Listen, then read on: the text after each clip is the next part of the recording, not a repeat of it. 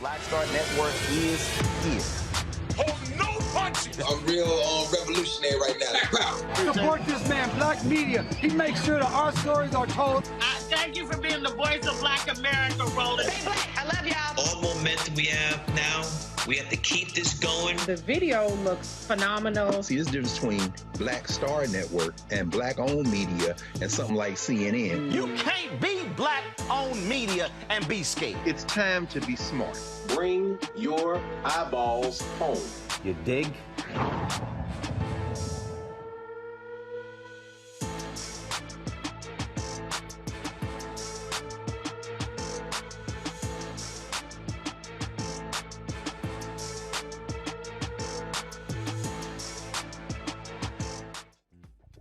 Happy Valentine's Day to all of our lovers and friends. It's Monday, February 14th, 2022. I'm Ray Baker in for Roland while our brother is in Liberia for its bicentennial celebration.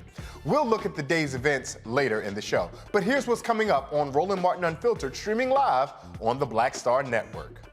The family of two black women found dead in Bridgeport, Connecticut are demanding the mayor there take actions. Now, two separate women, Lauren Smith Fields and Brenda Lee Rawls, both died on the same December day, and both investigations were so bad, the two detectives who were in charge of them have been suspended. With no faith in local police departments, the families want the Department of Justice to step in. Attorney Darnell Crosland is here to give us an update. In Georgia, opening statements in the hate crime trial of three white men who killed Ahmaud Arbery begin today. And y'all remember the school that had the petition to bring slavery back? Well, of course, that school, one of their teachers at the same school, has been suspended for using the dreaded N-word in class. Plus, a black man in Kentucky has filed a racial profiling lawsuit for a traffic stop he says would not have happened if he were a white man. And racial equity, what is it? Will we ever achieve it? Well, we'll be joined by a cultural architect who will shed some light on the topic. And it is Heart Health Awareness Month. It's why we wear red. In our Fit, Live, Win segment, we'll talk about Black women and keeping a healthy heart for them. It's time to bring the funk here on Roland Martin Unfiltered, streaming live on the Black Star Network. Let's go. He's got it. Whatever the miss, he's on it. Whatever it is, he's got the scoop, the fact, the find. And when it breaks, he's right on time and it's rolling. Best believe he's knowing. Putting it down from sports to news to politics. With entertainment just for kicks, he's rolling. It's on Go Roll Roll, y'all. It's Roland Martin, yeah. Rolling with Roland now. He's funk, he's fresh, he's real, the best, you know he's Roland Martin now.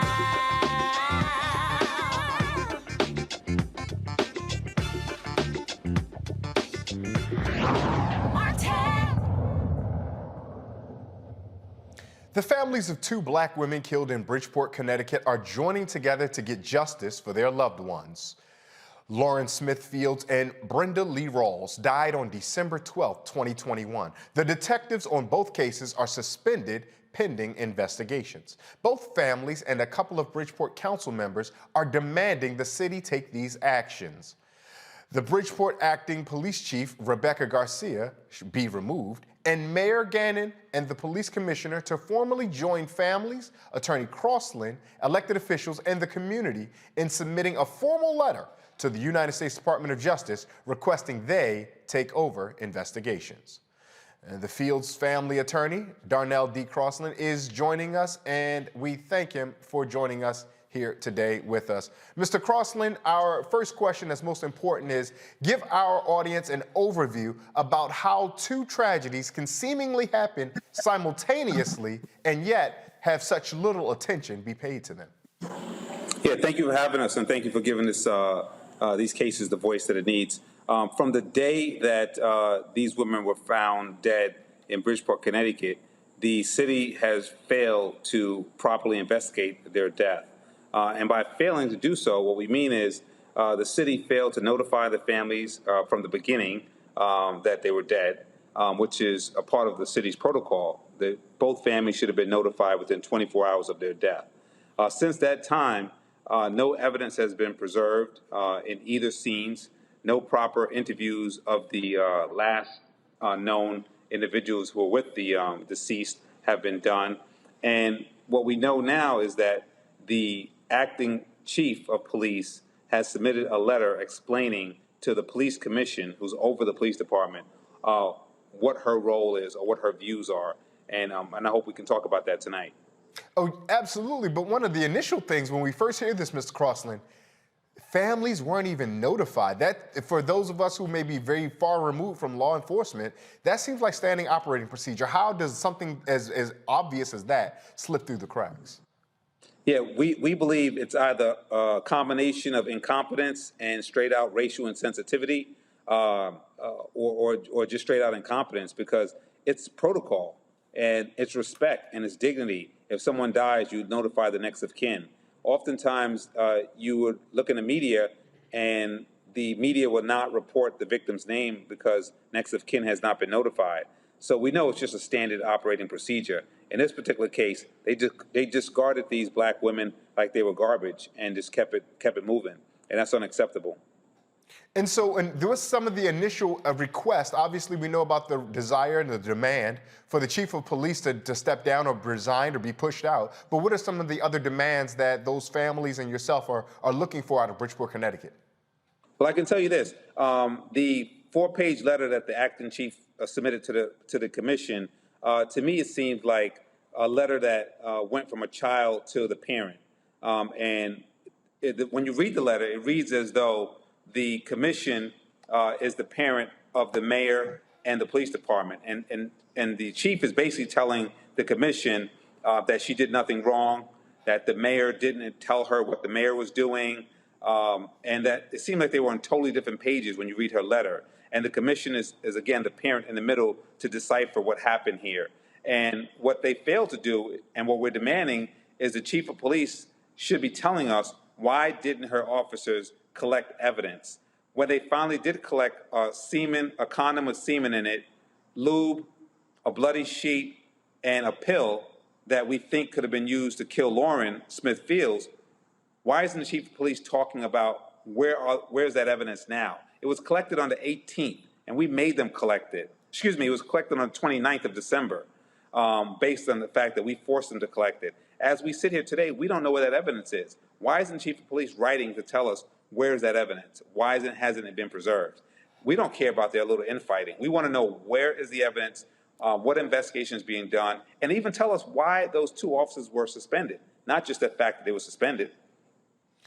The commission that you allude to, for those of us outside of the Bridgeport or Connecticut area, how is this commission made up? Is this an elected commission? Is this an appointed commission? And we ask because these are public officials, and ultimately they're accountable and responsible to the public. So if the public isn't having meaningful input on how the official decision makers regarding the public are being chosen, then we need to ask some serious questions as to how the powers are working in Bridgeport. How is that commission put together? So the commission is made up, from my understanding, of members of the community, and they don't run elections to be elected, but I believe they're appointed largely by the mayor. Once the commission's in place, the commission has to answer to the mayor in large part, and the commission is responsible and in charge of the police department. And so if there's any disciplinary action that needs to take place, it will go before the commission. So in this particular case, Maria Pereira, who's a city councilwoman who's been instrumental in this case, has made it clear that the commission is largely sitting without proper authority. So it further highlights that Bridgeport as a city is in a shambles right now. If the commission is not properly seated, if the acting chief of police is not properly seated, and the acting police chief is at odds with the mayor, then we have more of a problem than we think. And from listening to what you're saying so far, it sounds like we have the acting police chief, we have this commission that's appointed by the mayor that seemingly is in flux. The only publicly accountable office seems to be the mayor. And it seems as though you all are rightly directing some frustrations to the mayor's office. What have you guys been receiving from the mayor's office as you begin to make obviously initially your petitions, but now that they've been stonewalling to a degree, more of your assertive demands? What type of response have you gotten? Well, and you raise a great point. So if the only person that we can go to is the mayor, then we have to look at how this week has played out. Initially, when this 4-page letter from the acting chief was submitted to the commission, myself, the media, City Councilwoman Maria Pereira requested a copy of this. And we were told that the mayor has a policy that no department head can speak to the press or anyone else without the mayor's permission. The mayor then later sent me a text stating that that's not true, and he immediately forced them to release the letter to the press, which did happen. But now the mayor has still not told us where is the evidence that was collected from the apartment. The mayor still hasn't told us that these two officers who were suspended for doing X, Y, and Z. And we need to know that. Also, the mayor still hasn't told us or the family when we can sit down and meet with him and the police chief to go over the issues that we have directly. And we're waiting for that moment. I'm going to bring the panel in. We have a panel. I want to ask some questions. I'm going to bring them in just a second. But I have one more question for you, Mr. Crosland, before I go to the panel. Bridgeport is a city that is about 40% white, about 36% African-American, if I'm not mistaken. Normally, when we have that type of ethnic or racial diversity, we can be more optimistic that justice is allocated along the lines of equity and fairness much differently than we can in what we're hearing from you. We also know that Bridgeport is under federal investigation or concern for the practices and patterns of their police department. What type of optimism can Black Americans in Bridgeport or in the Connecticut area hold, knowing that even with such great demographic representation, we are still being treated as second-class citizens, as evidenced by what you all are working through and the patterns and practice that the police department is existing under? That's a great question, and I have to note that Bridgeport is the largest city in the state of Connecticut, and it is predominantly minority. It's the largest minority population.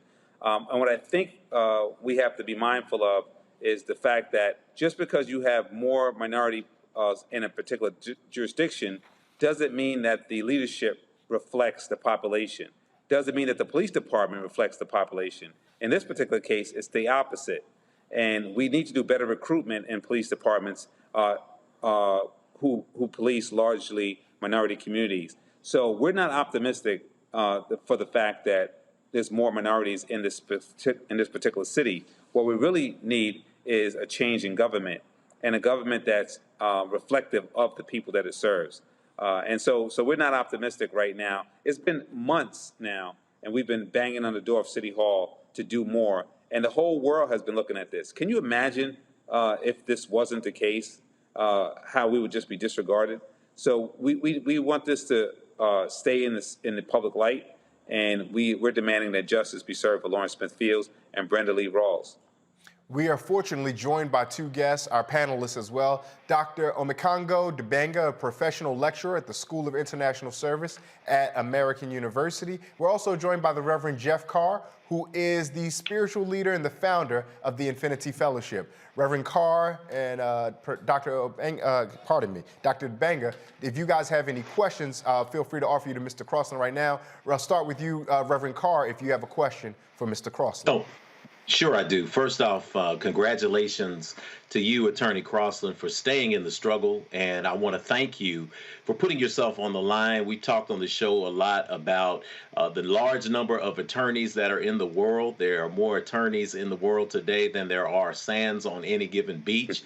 But there are very few who will stand up and stand in the gap. So I want to congratulate you for that and let you know that your struggle is not going to be in vain. We're speaking victory to your cause here. When we talk about the resignation of the police chief, and we talk about the two council people who have come together to join with the community voices, is that enough? Is it a short-term plan to say, here's a stair step? But what's the long-term victory that we hope to secure here, and how can we help, including mentioning the public hearing that's coming up tomorrow?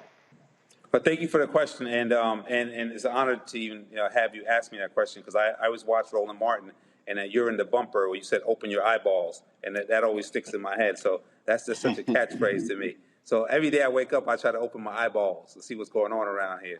And so to your point about the attorneys, it's very valid, because when this case first broke, I sat in my conference room with myself and the family, Chantel Fields, and we had an attorney that came in, and I wanted that attorney to handle mostly the civil matters. It's a white attorney who I've known for a while.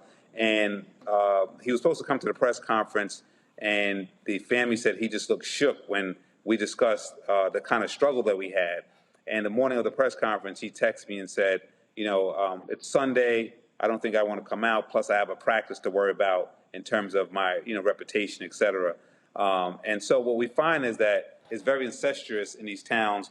And so unless you have some semblance of courage, a lot of people don't fight this fight the way we've been fighting it. So I thank you for your compliment.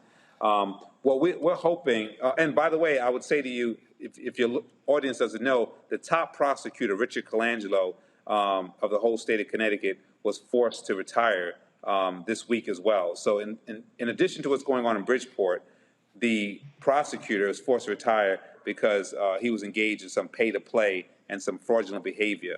And he's always been that way. So we have a real uphill battle when you look at what we're dealing with in terms of the landscape. But what we're hoping for is, in this particular case, is that Black women like Lawrence Smith Fields and Brenda Rawls, and there's another woman who is missing up in Manchester, 22-year-old Black girl gone missing, and the police is not doing anything up there. What we're hoping for is that these women all come together, and we're trying to put them under one umbrella, and we can at least start now making sure that this doesn't happen in the future. we also have to have them pay economically. So we filed a $30 million lawsuit to say, well, we're done with the lip service. We need justice to look like an economic payout for us. And all week, this week, we've been looking at an NFT for social justice causes. So we're trying to even start an NFT under Lawrence Smith Fields and Brenda Rawls' name, where money can go into a place for social justice causes like these. And when the city fails to investigate or fails to do their job, that we as a collective, Black, whites, Latins, Asians who believe in justice could have a pool of money where we can go out and do our own investigations if we have to. It's like the Black Panther days. Sometimes we have to police the police. And so we're really working hard in this particular case to go way beyond just, asking the police to do something. We have to take control. Dr. DeBanga, I want to give you the space also to ask Attorney Crosland a question should you have one. Go right ahead. Thank you so much, Attorney Crosland, for all of your tireless work on this. We've been watching you since you've come on, and all of the statements that you made. We really appreciate what you've been doing to bring this to the forefront. You've mentioned how the family wants this case to be taken over by the Justice Department, which we definitely hope happens. I'm also wondering, though, is there any role that the governor can play, and if there's any pressure that we can also put on the governor to also intervene in this matter? That's a great question, and I was on the Lisa Wexler show. She's a probate judge here in Connecticut. She also has an AM show, and we talked about that. And I said to the audience, which is largely a Connecticut audience, that this is the largest city in the state of Connecticut. The whole world's been looking at this city saying something went wrong there, yet still we haven't heard from the governor.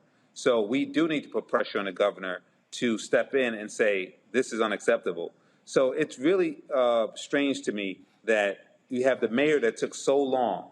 When people were reaching out to us from Hawaii, from across the country, the mayor took a very, very long time to speak up. We had to march on City Hall before he spoke up. And yet still, now the governor who's in the state, if they can hear us from Hawaii, I'm sure the governor can hear us from Hartford, Connecticut, the capital.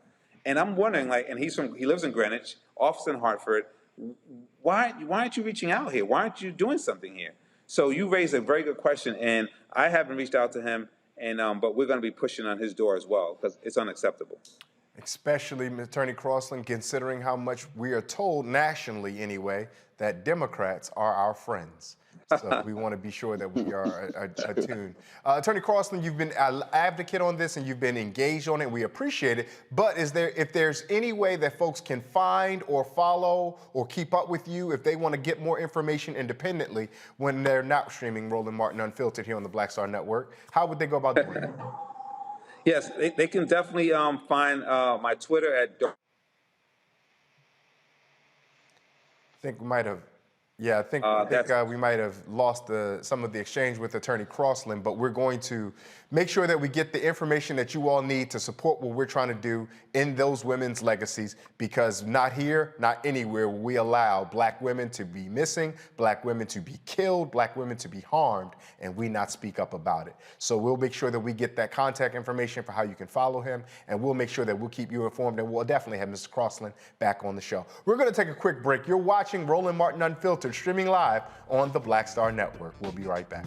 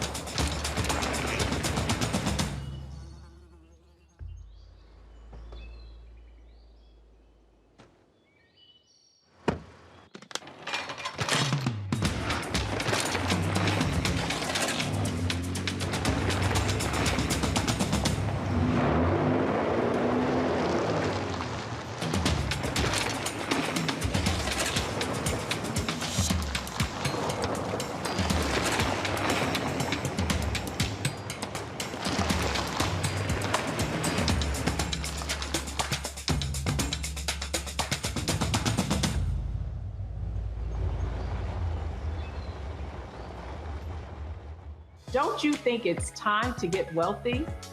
I'm Deborah Owens, America's Wealth Coach, and my new show on the Black Star Network focuses on the things your financial advisor or bank isn't telling you.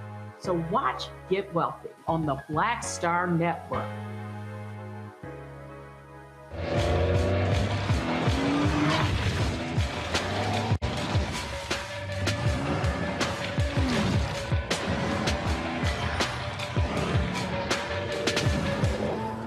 Pull up a chair, take your seat at the Black Table with me, Dr. Greg Carr, here on the Black Star Network. Every week, we'll take a deeper dive into the world we're living in. Join the conversation only on the Black Star Network.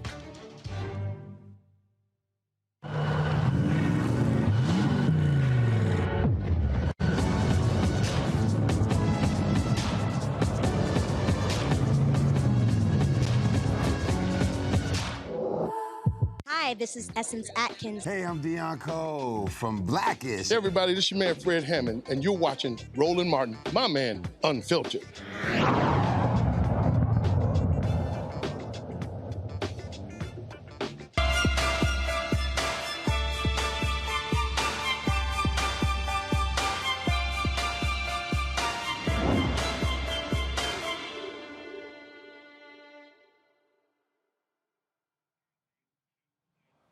Yeah, we know that February is Heart Health Awareness Month and that cardiovascular diseases disproportionately affect the Black community. 50,000 Black women die each year from heart disease. The American Heart Association estimates that 36% of Black women know the risk that heart disease poses to their life. Also, however, only 52% of Black women know the symptoms of a heart attack. Joining me now are Vice President of Communications and Strategies of the American Medical Association, Stephanie Johnson. Also joining me, the founder of Release the Pressure Coalition, Dr. Aletha Maybank, the Chief Health Equity Officer and Vice President of the American Medical Association, Coach Gessie Thompson, the founder of the DetoxNow.com, DetoxNow.com joins us as well. Ladies, I butchered everybody's title. Everyone knows that I did that. We can all touch and agree and smile that I did that. But I wore red and I wore a medium shirt so we could all be fit, healthy, and live. But what we're really here to do is profile you guys' expertise on how to keep us healthy and safe. Coach Gessie, I'm gonna start with you. What are some important strategies about heart health that you want our women in our audience to know? All right. So, brother, first of all, we love you wearing your red. I'm Coach Gessie. Sounds like giraffe because it's Coach Gessie. All right. So, first and foremost, we're excited about having this conversation because February it's a trifecta of self-love for Black women. All right. We've got American Heart Month. We've got Black History Month. And we've got, of course, today, Valentine's Day. So the importance for us is that more than ever, you already called the numbers out. It's a crisis that we have to literally get everybody on board to prioritize right now. And because of the fact that more than 50% of Black women ages 20 and over are actually experiencing high blood pressure and they don't even know it, that is a reason to ring the alarm. I was actually one of that 50% because I suffered a brain aneurysm in 2020 that was actually brought on by unchecked high blood pressure, right? So what we realize is this is affecting our millennials and up. This is not an old people's disease, right? And because of that, we need to educate one another. We need to make it our responsibility to become educated and empowered, right? More than ever, because at home, we now can take responsibility for our heart health and we can track the numbers. We can get educated about it and now say, I'm going to take control of my BP. That's why I've got my friends from the Release the Pressure Coalition, American Medical Association here with me today, because we're on this campaign to educate and empower Black women with the information, the tools, and the resources to track the patterns, to understand their numbers, to know what's going on so they can have very, very intelligent conversations with their primary care physicians so that they can know and see the signs of what's going on in their bodies and take control to lower their blood pressure so we can close this health equity gap. Dr. Maybank, we heard Coach Jesse tell us exactly that you're seeing a range of heart disease from everyone as young as 20 to our older Americans. For some of us, though, hearing that those millennials and even the Gen Zers are going through that seems new or different or dangerous. Dr. Maybank, is there anything that's happening that is of particular concern that we should pay attention to our younger people for regarding heart disease?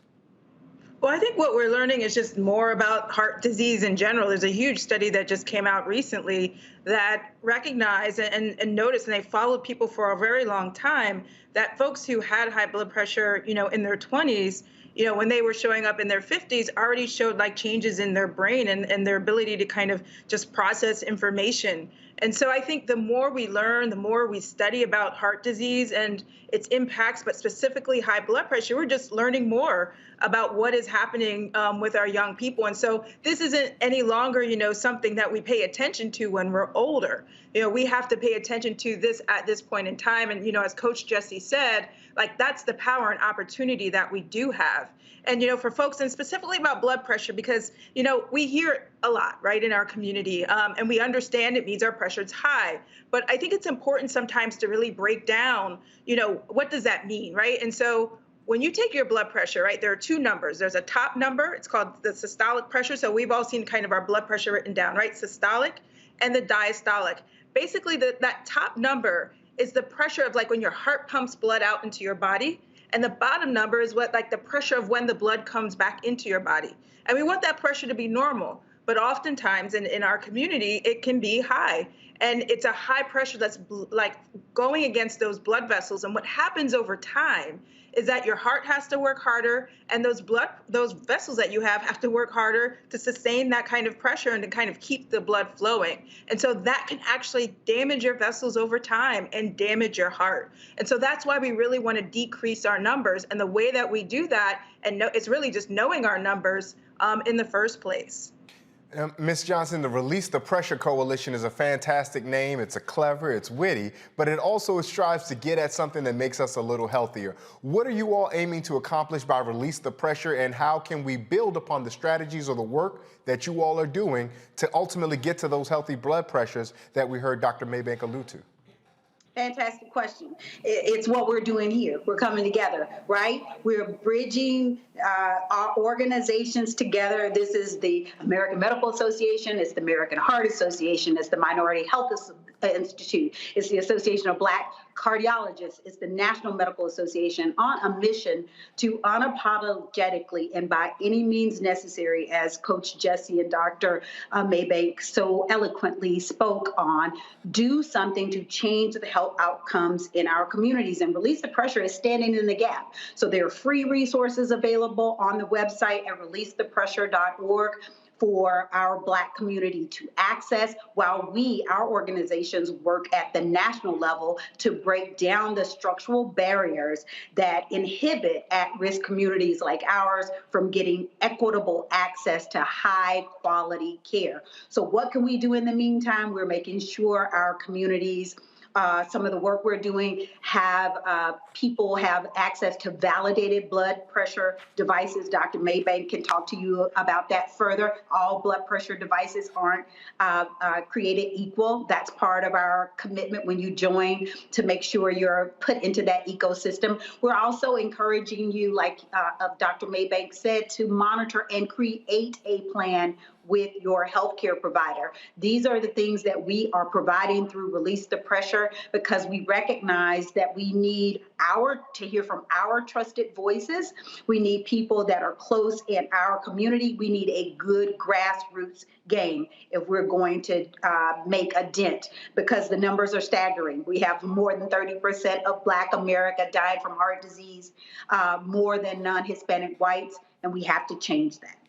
Now, we got two panelists, Reverend Carr and Dr. Dibanga, and with all due respect to them, because I'm not going to step on anybody's toes, we're going to box them out for a second, because we're going to have a candid conversation.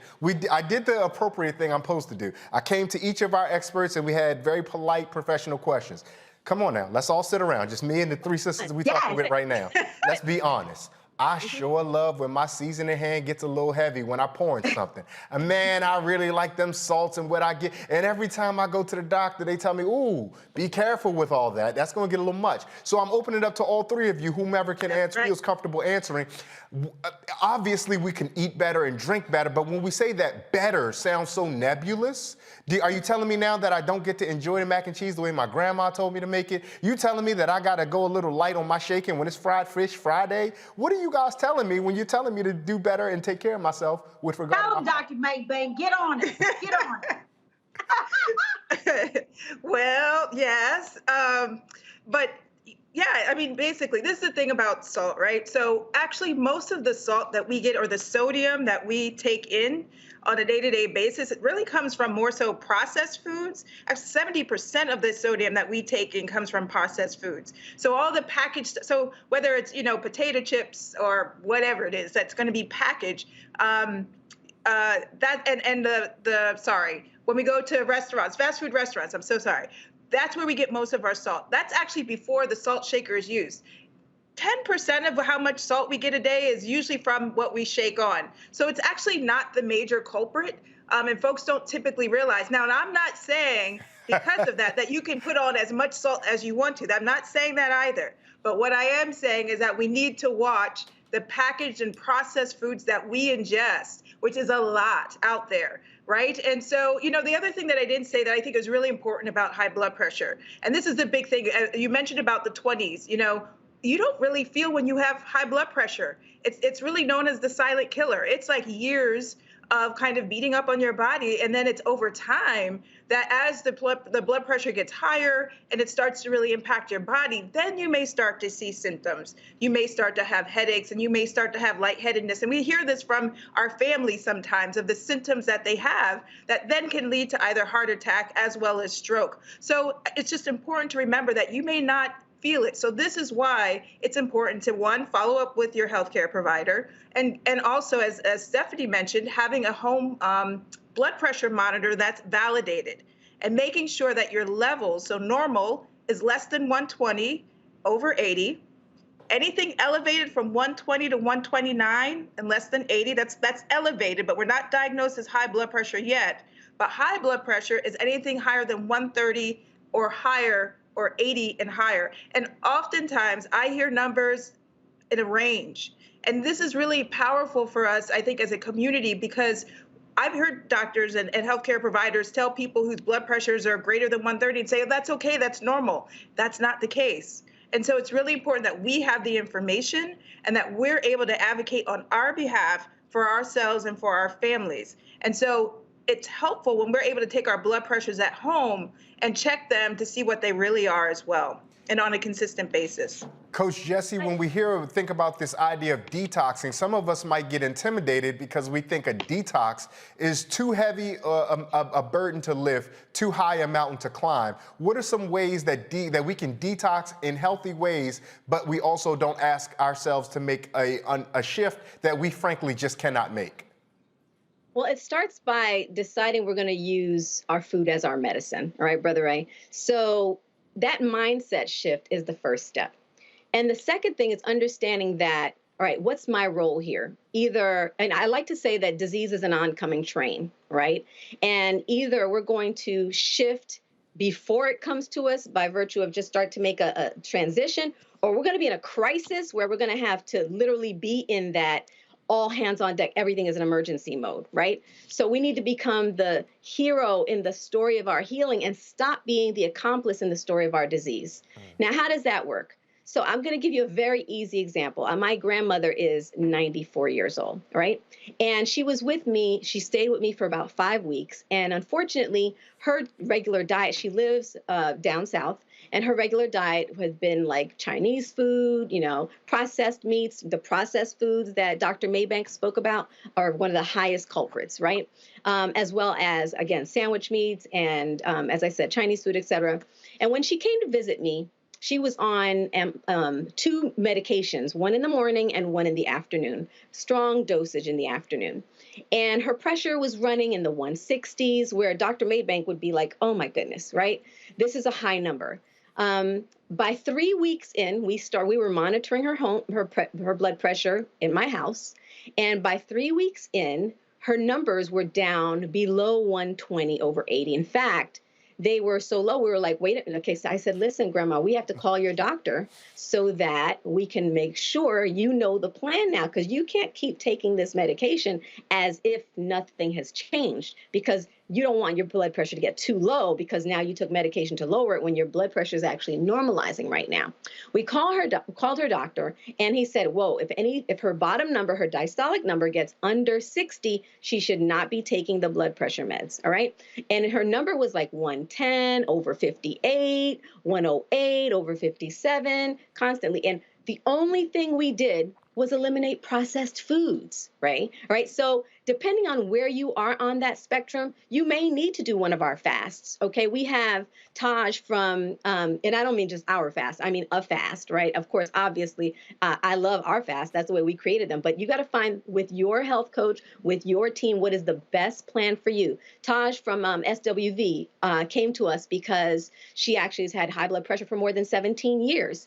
And she started to work with our team and did one of our fasts and started taking our heart supplement. And for her, that was the right fit, where she finally has regular blood pressure. But the key is communicating with your doctor, making sure that you know how urgent the situation is for you, so you know what kind of intervention plan that you need. And it starts by knowing your number. And that's why what we did, we collaborated on creating a free heart health kit that puts together all of these resources that Dr. Maybank referred to and that Stephanie referred to, all in one place, where you can see how to take your blood pressure at home and where the validated BP cuffs are from, and all of that in our heart health kit at thedetoxnow.com for you, because we know that you're going to listen to us, because you know that I'm telling you from my own experience, right? I live this myself, and I'm here to support you with that. And the urgency depends on your situation, but we won't know that if you're not taking your numbers at home and know what that number is and are communicating with your doctor. And Ms. Johnson, I'm glad that we heard what we heard so far, because they perfectly led up to where I want to come with you with this question. Because not only are you the founder of the Release the Pressure, but you're the Vice President of Communication and Strategies for the American Medical Association. And when I hear Vice President of Communication, I expect a woman who knows how to effectively communicate. When we take some of these lessons back to our communities, when we try to tell folks, you have to look out for this silent killer, just as we've heard earlier, people don't feel their blood pressure necessarily rising on them habitually. So how do we who may be attentive to our health and wellness, we who may be attentive to the amount of processed food and what we're doing, how we're expanding our heart, how do we take this message back to ears who might not always be so willing to hear it? I love that you asked that question. It's great.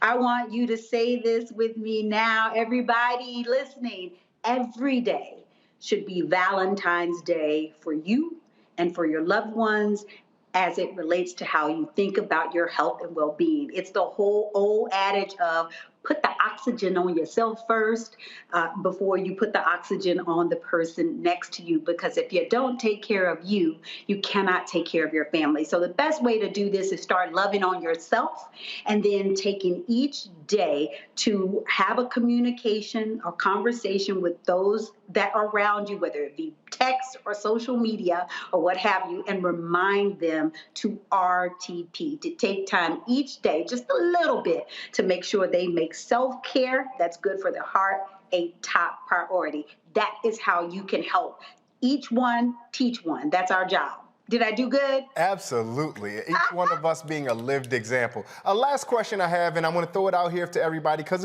it's a little dicey, and I wouldn't say controversial, but new information. So maybe we may not be prepared with all the, We know that COVID has triggered myocarditis in a number of young people and athletes. Particularly, we saw that when college football was coming back in 2020 and some of the other sports that college athletes are likely to play. Myocarditis, for those in our audience who might not be aware, is the inflammation of the heart. And there's so much concern about how COVID could have effects on the heart. If some of us are active, or if we have children, nieces, nephews that are very, very active, but yet we're still in this world where we're trying to safely engage each other and not threaten ourselves with COVID, what are some concerns around COVID and our hearts that maybe any of us want our audience to make sure they're aware of? Perfect question for Dr. Bank. And I need to you just elevated one of them, right? Is the concern around myocarditis. You know, it's not large in numbers, but it's still a concern to a certain level. I think what COVID has elevated for us is that there's still a lot to be learned. We still don't even know the full-time long-term effects of folks who have gotten COVID. You know, we know there are long-term effects potentially, and we've heard of long COVID, and it affects many aspects of the body because it involves inflammation. COVID causes an inflammatory response in the body, and that can impact almost your entire body in many different places and plays out in different ways. So what I'll say during this time, and I think COVID has also elevated, is just the importance of being so diligent as it relates to our health. And making sure we're paying attention. I think we are paying attention in ways that we haven't before to our own health and our family's health, but really keeping track of that, and then also making sure that we're connecting with our health provider to elevate what is happening, when it's happening, as it's happening. And so we want to make sure, and we've seen this happen in parts of COVID, it's starting to get a little bit better, but we saw a lot of folks not connect with their healthcare providers, not seek health services for many different reasons during this time of COVID. So there are moments of where high blood pressure and blood pressure has been, elevated or uncontrolled in many communities because they just haven't been engaging with physicians or healthcare providers. They haven't been checking. They haven't been able to get their medications for so many different reasons. And so it's really a critical time, I think, for us now to really kind of, hunker down per se a little bit more and a lot more to really focus on many aspects of our health, but especially as it relates to heart disease, because we know it's still the #1 killer in this country, especially for us as Black people. And there are things that we can actually do about it that are actually in our control. Coach Jesse, I know you wanted to jump in there. I want to give you space in case you still had something you wanted to share. Thank you so much. One of the other things that COVID exposed is the health inequities on a huge level that really traced down to the key thing that differentiates the impact on our communities.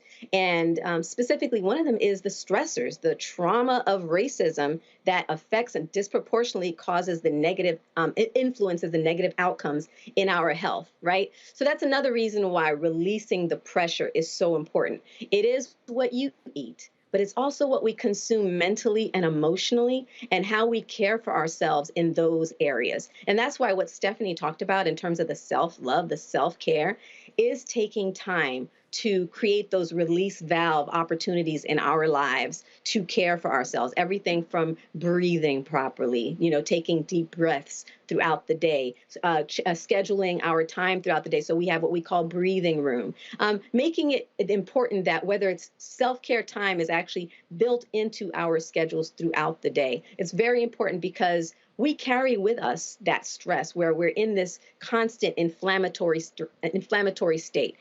Cortisol is actually a chemical reaction, right? It happens when we're in this fight or flight mode. And as Black people, unfortunately, we're constantly in a fight or flight mode. And that makes us walk around in this radical inflammatory state on a regular basis. So even more, this is why for us, it's even more imperative to take control of our heart health for ourselves and say that loving on ourselves is not just our birthright, it's our responsibility, and it's a non-negotiable. And that's, again, why we want to make sure not only are we giving away these free heart health kits, but we're also going to be giving away BP cuffs. There's a whole campaign where we're looking to give upwards of 100,000 BP cuffs by 2027, getting them into the hands of Black women nationwide. So definitely make sure to download the free heart health kit at thedetoxnow.com. We're here with you. Release the Pressure is not playing. We're making sure that you put your heart first.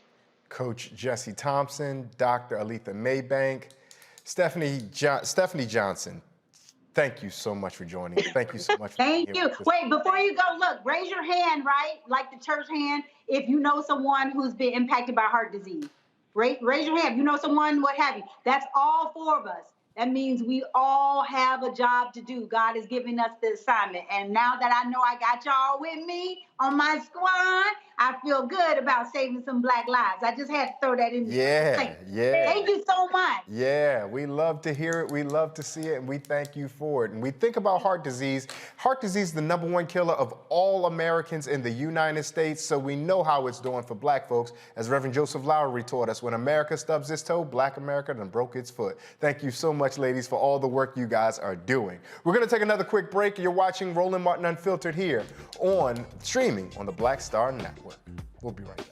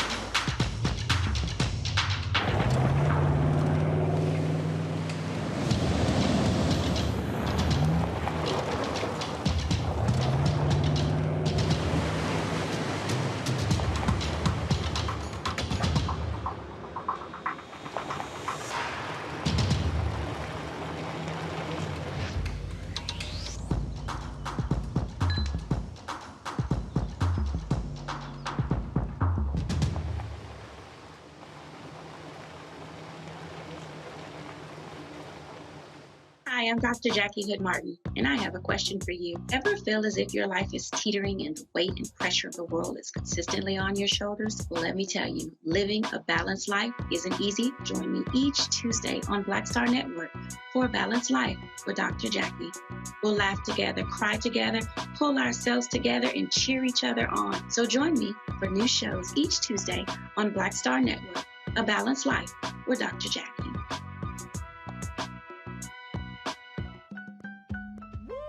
We're all impacted by the culture, whether we know it or not. From politics to music and entertainment, it's a huge part of our lives, and we're going to talk about it every day right here on The Culture with me, Faraji Muhammad, only on the Black Star Network.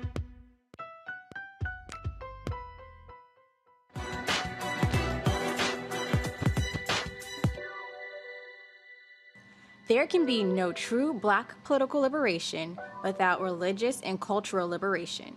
Minister and academic Garrett Wilmore.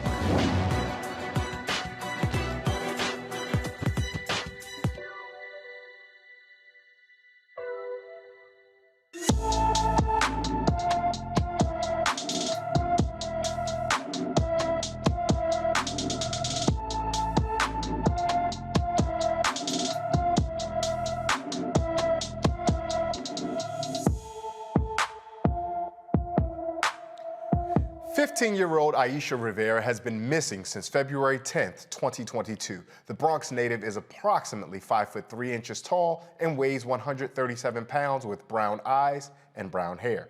She was last seen wearing pink pajamas and gray Uggs sneakers. Anyone with information should call the New York Police Department at 1-800-577-8477.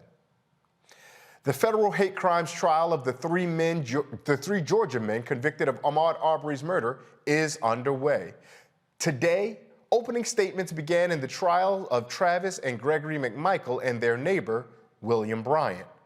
The state trial did not focus on race, but the federal hate trial will. Assistant United States Attorney Bobby Bernstein told the jurors the case, quote, does not require proof of hate, close quote, but they will prove the three white men acted because of race. They are all charged with interference with rights and attempted kidnapping. The McMichaels also face weapons charges. The three men are currently serving life sentences from their state murder convictions. A black man in Kentucky who says he's a victim of racial profiling is suing the LaRue County Sheriff's Office. Anthony Freeman says Sheriff Russell McCoy pulled him over for illegal headlights. After McCoy took Freeman's license and registration, McCoy told Freeman the stop was complete. Two more men claiming to be detectives came to the scene and asked to search Freeman's vehicle. When Freeman asked about a search warrant, he was violently grabbed out of his vehicle, thrown to the ground, and detained for nearly an hour. Canine dogs sniffed his car several times and found nothing. Freeman believes he survived the incident because he was on the phone with his wife and attorney who heard the ordeal. He is seeking a jury trial and financial compensation for a shoulder injury and post-traumatic stress from the violent encounter. And Maryland's Anton Black lawsuit has been upheld. The grieving family of a Black college student who died in police custody got a small victory when a federal judge declined to dismiss their lawsuit. Anton Black was playing with a family friend on the basketball court when someone called 911 to report a child abduction. When now fired officer Thomas Webster IV arrived, he began questioning the boys and they ran. Webster got help from other off-duty officers who chased Black to his family home. Black was then tased and pinned to the ground for several minutes. He lost consciousness while his mother watched, unable to intervene. A state medical examiner ruled the death accidental due to cardiac arrest. The family is suing the state of Maryland, the town of Greensboro, the officers involved, and the chief medical examiner for Black's death. Roland Martin Unfiltered will be right back, right here on the Black Star Network. Stay tuned.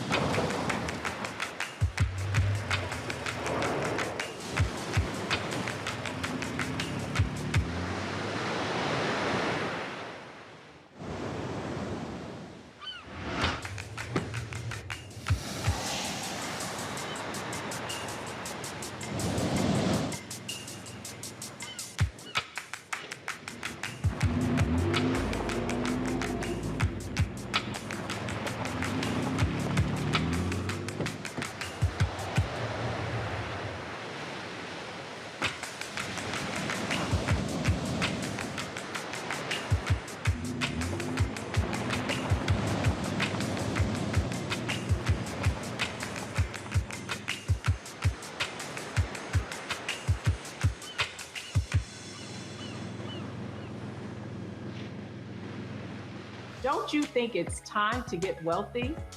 I'm Deborah Owens, America's Wealth Coach, and my new show on the Black Star Network focuses on the things your financial advisor or bank isn't telling you. So watch Get Wealthy on the Black Star Network.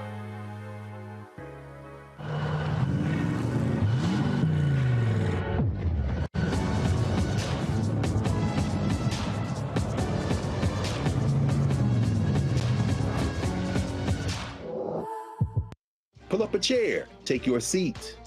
The Black Tape with me, Dr. Greg Carr, here on the Black Star Network. Every week, we'll take a deeper dive into the world we're living in. Join the conversation only on the Black Star Network.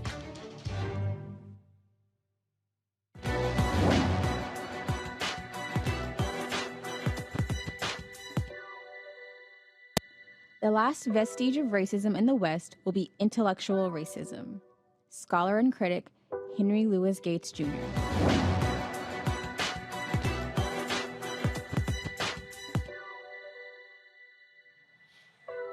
The conversation surrounding racial equity continues. As public outcry grows about the lack of racial equity, quite honestly, so too do the questions. But before we unpack the lack of equity, let's go back to the beginning and define racial equity.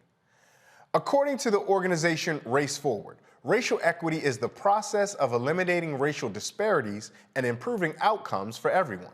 It is the intentional and continual practice of changing policies, practices, systems, and structures by prioritizing measurable change in the lives of people of color. Dr. Carrie Mitchell Brown is a cultural architect and joins us to break down the subject. Dr. Brown, thank you so much for taking time with us, joining us here for the conversation. Racial equity, it's a word that so many of our advocates that we believe in have been using, but some of us may not be able to practice it quite as well as we think. Given the definition we heard from Race Forward, I'd start with you as a cultural architect. Is that a definition that you support and one that our viewers can move forward under, as an understanding of racial equity?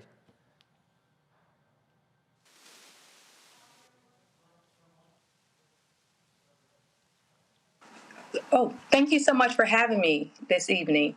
I absolutely support that definition that Race Forward lays out for us to, follow, begin to understand, and to put it into practice. So when we try to put things into practice for racial equity, so often what we find in the United States is we will change individuals at the head of institutions, but we will not work to change the way those institutions function. If we're changing the individuals, but not the institutions, that does not feel like we're making any dents toward racial equity. Am I reading that correctly, or am I perhaps bringing some false information? You are absolutely correct. And changing individuals is not enough. Changing the seats is really changing the systems, the practices, the culture within the organization. Organizations dealing with their own history in the way that they engage and treat Black people. What does racial inequity actually look like within their organization? Make it plain and take some action. One of the things that we hear whenever we think about this, though, Dr. Brown, is so much pushback we get of, well, that's anti-American, or you're changing the fabric of America. But it seems in those instances, the people who would say something like that are putting justice on one hand and whatever the United States of America is on the other, and then asking justice in the United States to fight it out. Is there a way forward where those two things can work harmoniously? There is a way forward where those things can work harmoniously, and we do have some history of it working. It's been a long time since it had worked, but we do have some history since it was working. If we think about it, the Reconstruction period, where Black people were at the height of our citizenship during that period, there was extreme active participation of Black people, including formerly enslaved persons in political and social life in the South. And they actually went to work within government and within organizations to work for the betterment of Black people in this country. To be fair, Dr. Brown, we saw the violent pushback that we saw after Reconstruction. So at Reconstruction may have been the time where the United States may have been at its most inclusive. But the byproduct of that was amongst some of the greatest evidences of violence, citizen to citizen, that we've ever seen. Frankly, we feel like we might be on the doorstep of that now, even as we're only giving lip service to greater inclusion. Again, I don't want to be a pessimist, but is your studies telling you the same thing? Yeah, I mean, all the markers and signs are there. There was extreme backlash from Reconstruction, and we did not see that through. So we have still been fighting since 1865 for the racial equity that we desire, that we deserve. I want to bring in our panel here. We're joined again by Dr. Omekongo Dibenga, a professional lecturer at the School of International Service at American University, and by Reverend Jeff Carr, the founder of the Infinity Fellowship. Dr. Dibenga, I want to come to you. You work at American University, so you engage a number of different minds. And we saw our African-American word of wisdom was from Henry Louis Gates about this question of intellectual racism. Even before we get to the collegiate level of intellectual racism, Dr. Dibenga, we see that at the K through 12 level, there is white backlash to resistance of teaching accurate retellings of history, let alone getting into any meaningful theory that asks us to wrestle with definitions and questions of equity and the systems in which we engage in. How do we begin that educational process if we're getting the backlash at the K through 12 level? And that must mean that we're going to get the resistance at the higher education level. It's really a great question. And what I found at the higher education level is that I have students who are mad at what they didn't get at the K through 12 level. And that's why classes like mine and other teachers and professors who do what we do and what we talk about on this show are so popular, because they're getting real history. The way we challenge this on the K to 12 levels, because I work in a lot of these schools, public, private, and charter schools, on this very issue, is we have to focus on getting back to common definitions. I can't argue with somebody about critical race theory if they actually don't know what critical race theory is, and all they got is their favorite talking point from Tucker Carlson. So what I'm doing when I'm going into these schools is I'm saying we have to have basically, as simple as it sounds, Ray, a glossary of terms that we can agree on. Because when we have common definitions, we can actually start to build common conversations. Now, it's not going to heal everything instantly, but if people can realize that, oh, when they mean critical race theory, they actually just mean not teaching Black history. When they mean that you can't talk about gender studies, it means that you can't talk about someone who might be gay. Then we can start to build from there. But I will say this as well.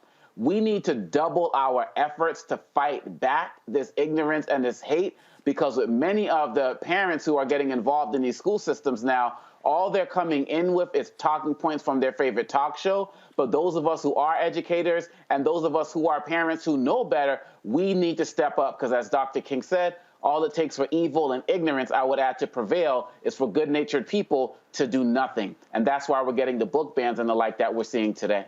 Reverend Carr, I'm coming to you because you work at the center of intersection of spirituality, where you don't put names on it in the ways that we otherwise assume.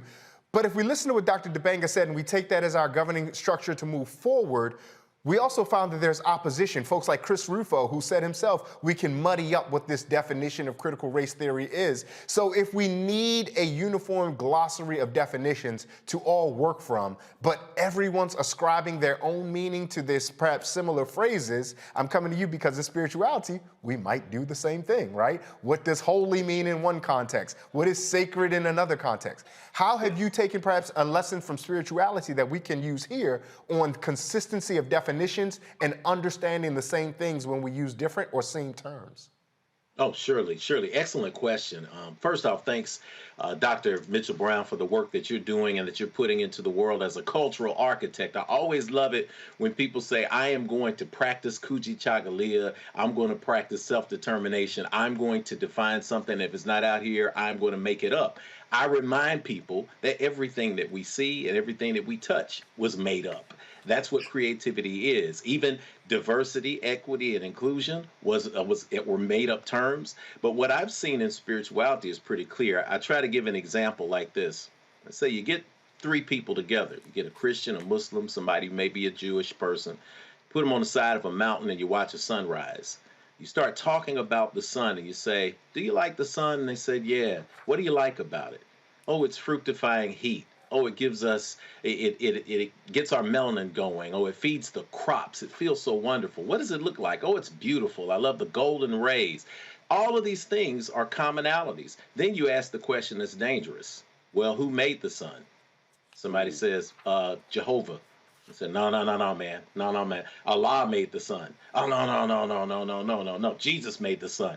And all of a sudden, people who were in agreement are now fighting based on terminology and not on essence. If we can begin to create a common glossary, as we do in spirituality, and I say spirituality, not religion, I make that quick little designation there because it relates to something I'm going to say in a minute. Vine Deloria Jr., First Nations activist, he defined the difference as religion being for people who are afraid of going to hell, spirituality being for people who've already been there. So most of our people would fall into the space of spirituality, right? Because we've lived through some hell. So we have to find ways to make diversity, equity, and inclusion actually be that and focus on the middle part. When I've been asked to come in and have these diversity dialogues, and Dr.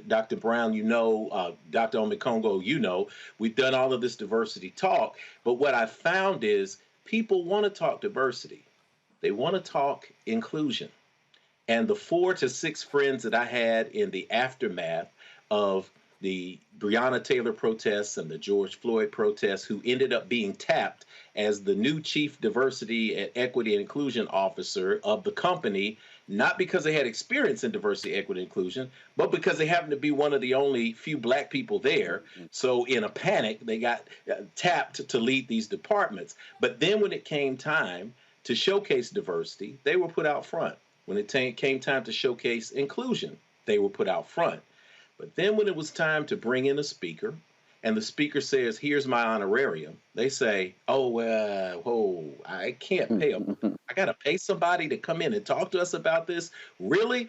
Oh, yeah, because the equity part is about economics. It's about equalizing the playing field economically, and it's about investment. So if we don't have the investment of the resources, and if we can't create a space, a common language, if we can talk about how are the resources equitably invested and distributed, then we're not talking about diversity, equity, and inclusion. It becomes, as Dr. Jerome Morris and I joke about, it becomes chief officer for diversion from equity and inclusion.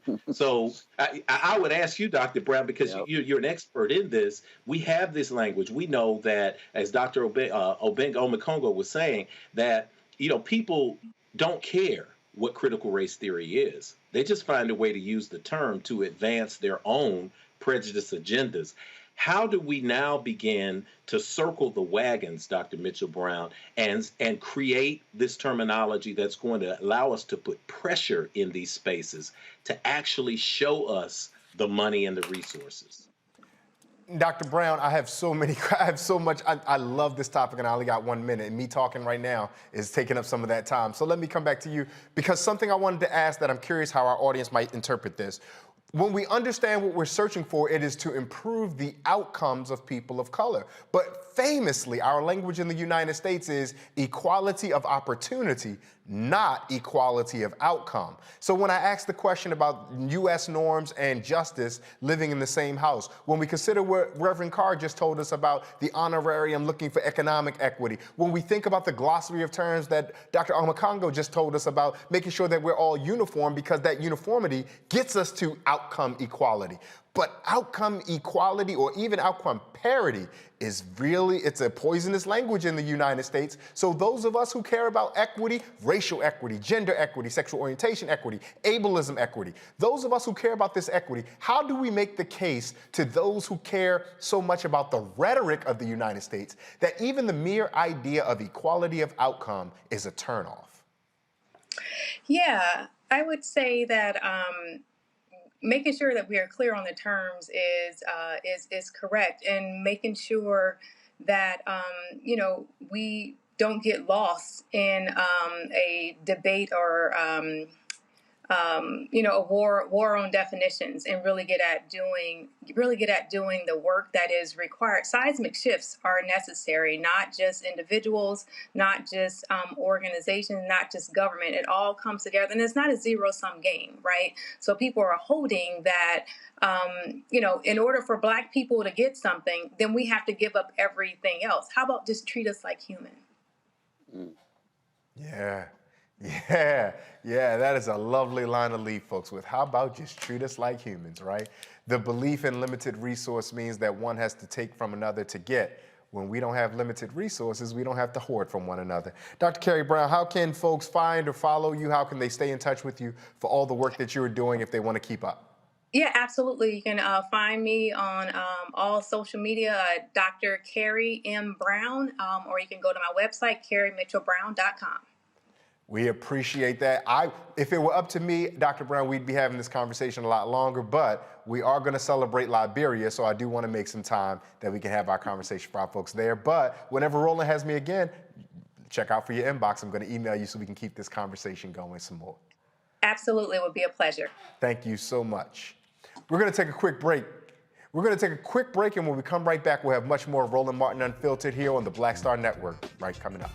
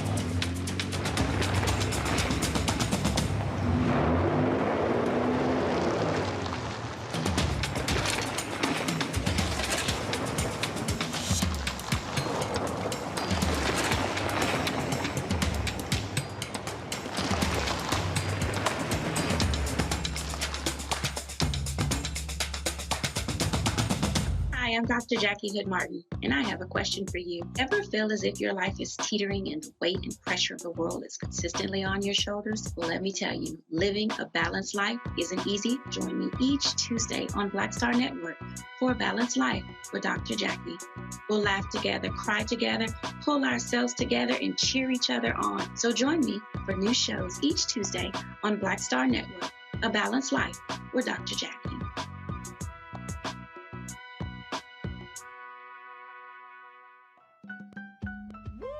We're all impacted by the culture, whether we know it or not. From politics to music and entertainment, it's a huge part of our lives, and we're going to talk about it every day right here on The Culture with me, Faraji Muhammad, only on the Black Star Network.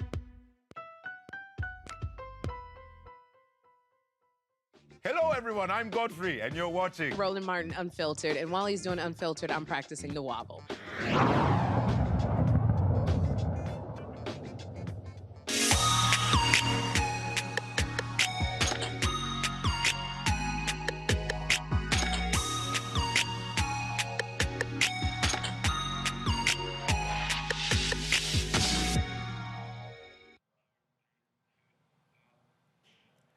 Thousands filled the Samuel Canyon Doe Sports Stadium for Liberia's bicentennial kickoff celebration.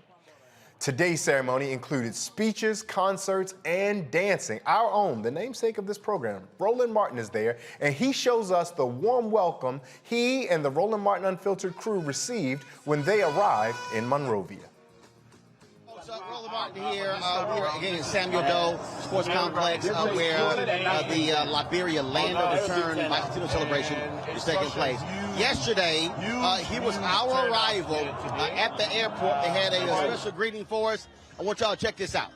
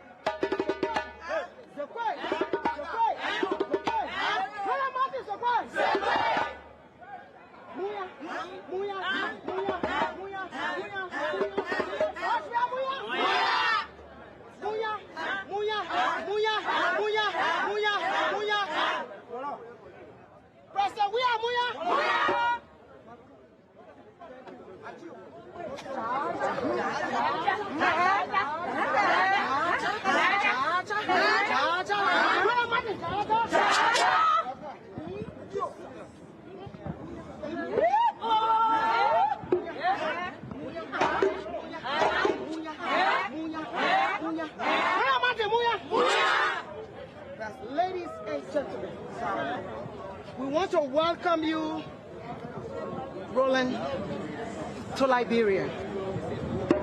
We are very happy. We are excited. We love you. As you were coming down the plane, we saw a light for Liberia. And so we know the traditional leaders are here. This is just the beginning to welcome you on this soil and tell you that Liberia awaits you. Be free. Our traditional leaders, please give the kola nut. Well, on behalf of the traditional people, Chief, the chiefs, This is main issue. If it's going to be a woman, I will present the point. But in my own name, as a coordinator coordinating the affair of the Chief and Elder Republic of Liberia, I am pleased to turn the color over to the Speaker of the Council. He is the Chief. They call Chief Kofi Zah. He speaks for all of the Chief of the Republic of Liberia. So Chief Kofi, and we come to welcome our brother. The men that are part of Liberia, we make you to believe that here you are not stranger. So, you please welcome him. Thank you. Sinaja! Yeah! Sinaja! Yeah! Sinaja! Yeah! Sande Parao. Amuya Yomao. On behalf of the Chief and Elder Council of Liberia, Chief Zazakawa and the Minister of Internal Affairs, my son, you are home now. You are coming to Liberia today. The Chief then say, this cola is for you, that your cola. We make sure that you work with your people. You make sure that the Liberian people, they love you. Coming here, it will not be for nothing. You're coming from here to go back. May God bless you. Amen. Long life for you. Amen. The program today you can't do. That your good name will go. Traditionally, culturally, this is the color. So, if you look in the thing, in the calabar, I think you know that our old people used to drink inside. That was the calabar our people used to drink. The rest in here today, you said no. Rest is life, is spirited. That is the Koda now. Thank you. Thank you, Chief. Thank you. Roland, let me introduce myself to you. I should have done it, but I was so excited. I am the traditional queen of Liberia. My name is Julie Indy, the cultural ambassador of Liberia. These are my traditional people. This is the governor of the Governor Council. She's the president. This is the national coordinator of all chiefs and elders of Liberia. This is the speaker. These are all tribal governors. And then, of course, a Liberian working with me. And this is Mother Veronica Smith from the Christian community. We have come to honor you, and we want to salute you in the name of the Father, the Son, and the Holy Spirit. This is a fabric made in Liberia by Liberians, and we want to put statue on behalf of His Excellency Dr. George Manawia, President of the Republic of Liberia. We want you to feel at home. The bicentennial 200 years, we are telling our story. So we want to start you first, like this. We want to give this to the chief, and the chief will start you again, and then we'll go together now, Chief. In the name of the Father, the Son, and the blessed Holy Spirit. Then you will just stand, and the troop will just do one song for you, and then you take your rest. You are welcome. You are welcome. You are welcome.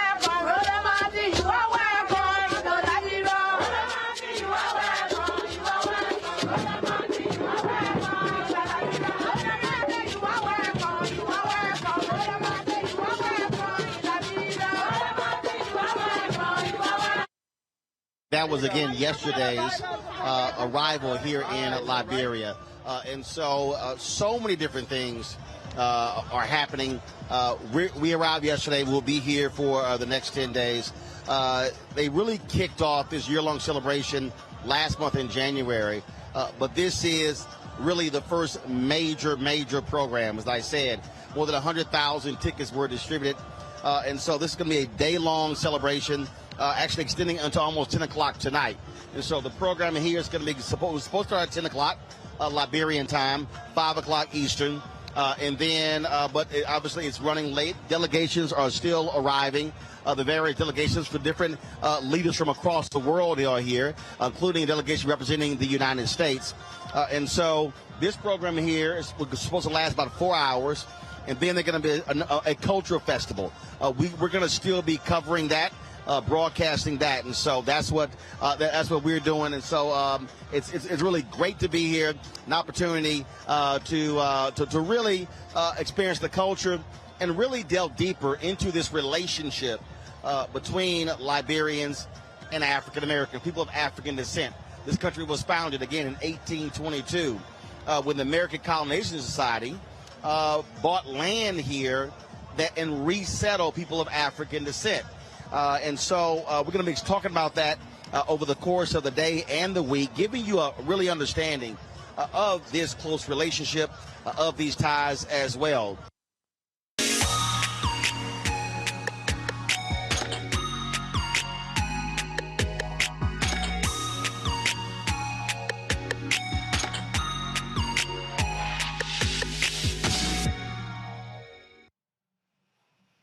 We are back here in studio, joined again, as we said, with Reverend Jeff Carr and Dr. Omekongo Dibanga. Dr. Dibanga, I'm going to start with you. We see what we saw our brother Roland over in Liberia, and for those of us who have the Pan-African instinct, Liberia can in ways be challenging and complicated, as Roland identified, the history being one with the American Colonization Society. Yet, we still have the love of our people who are there, who decided to make community there, who decided to put their 2 feet on that ground and say, this is the place where we will be. So when you see some of the cultural exchanges that Roland engages in when he takes these trips over to the continent, what are some of the takeaways that you have, Dr. Dibanga?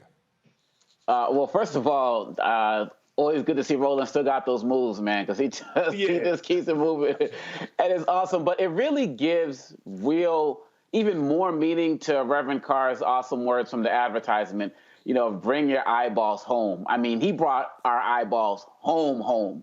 You know what I mean? Yeah. And so for me, my dad, rest his soul, and, my mom as well, we were raised as staunch Pan-Africanists. We were raised to believe that if you're African-American, you're from the Caribbean, you're from the Congo, where my parents are from, that we are all Black people, that we are all one people. And it's always pleases me, makes me so happy to see us embracing each other from one side to the other. Now, look, I'm American born.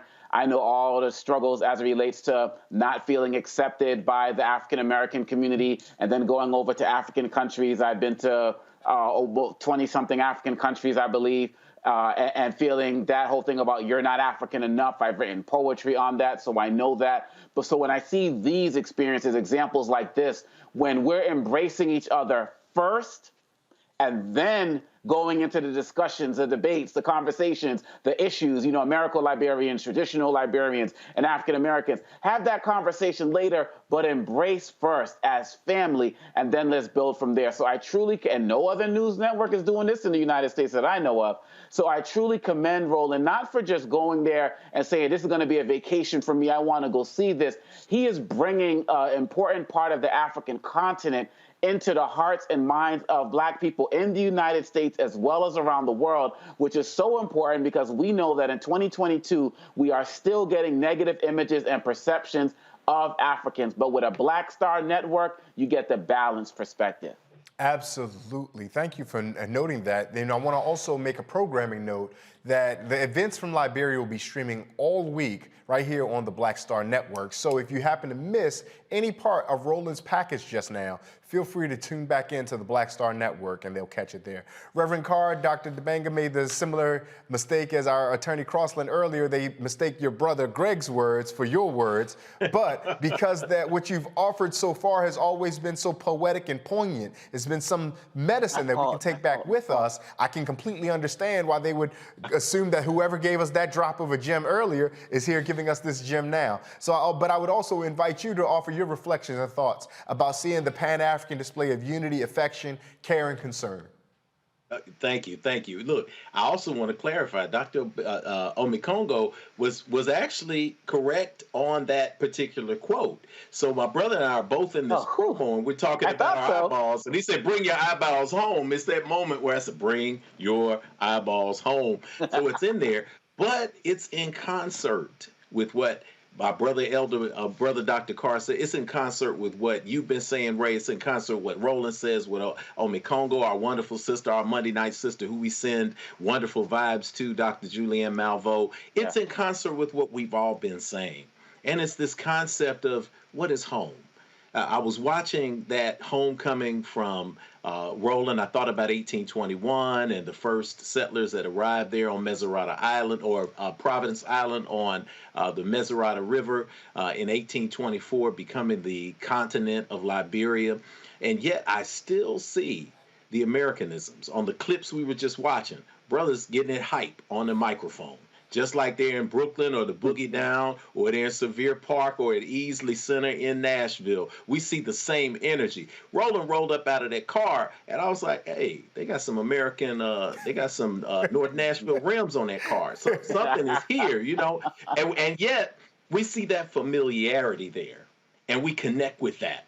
And we say, hey, we're on the other side of the world, and yet there is something that is centering us and bringing us home. I thought that the most wonderful words that I heard, I wrote them down. My son, you are home now. That concept of there is no place like home. It removes all of the stereotypes that you hear about Africans don't want you. They don't want you over there. You can go, you can't go over there. Listen, if you've ever done any international travel, if you've been the places that many of us have been, you'll see that this world is a very large place. But there is an honor in being welcomed home. Two things happened in that clip from Roland, and we send this shout out to your brother over there. We know that you're still on the job as we celebrate this liberation. One thing, he was offered the cola nut. So whether you're in Liberian culture, whether you're in the Igbo culture or the Yoruba culture, this offering of the cola nut, this is something that we use in naming ceremonies. It's something that we use in weddings now. This breaking of the cola nut as a sign of mutual respect and admiration and hospitality. That is something symbolic. We break it out. You don't go into a house and expect people to welcome you just because you're from the big bad USA, but for them to offer you the cola nut and to ritualize it by touching it on your palms and pulling it back and forth, weaving that connective energy between those who are here on the homeland and those of us who are in the diaspora. It's a powerful moment. And the next thing they did was to give the brother some fabric. They gave him some clothes, man. When we talk about what has been taken from us, I think about the biblical story of the Good Samaritan. The Good Samaritan was rolling on that road. He was riding from that road to Jerusalem, to Jericho, and thieves came upon him. They hit him in his head, but the most important thing they did after they robbed him of his self-knowledge is they removed his clothing, because clothing identifies us. Clothing becomes a uniform that speaks to who we are. So when they take your clothes away, here we have Roland on behalf of not just Roland, because it's not about ego.